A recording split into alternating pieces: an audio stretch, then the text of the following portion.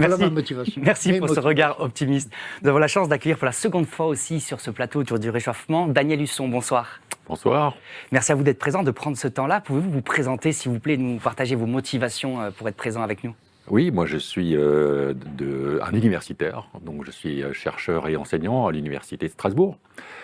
Et pendant un certain temps également, j'ai pris les rapports du GIEC pour argent comptant, jusqu'à ce qu'avec mes étudiants dans mes cours de thermodynamique, on commence à faire nos propres calculs. Et on peut faire des calculs relativement simples au premier cycle universitaire. On a calculé par exemple la vitesse de fonte probable de l'Antarctique, hein, je vois un ours là, donc ça c'est plutôt le pôle Nord.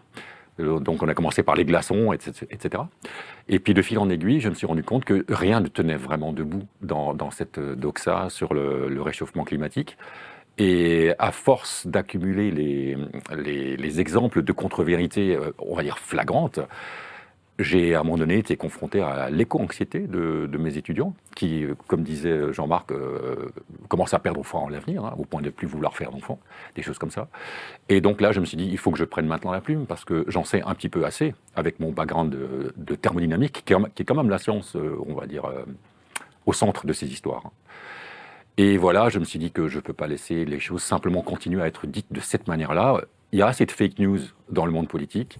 On en a rajouté une couche dans une politique particulière qui fait explicitement appel à la science comme une espèce d'alibi de « j'ai raison ».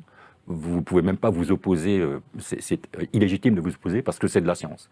Eh bien non, là, je dis stop. On ne peut pas utiliser la science comme un tel alibi dans une discussion politique. Ça va pas. Tout à fait, vous utilisez des mots forts, hein, vous parlez de contre-vérité flagrante, et c'est d'autant plus étonnant de la difficulté aujourd'hui à entendre une diversité de points de vue sur ce sujet.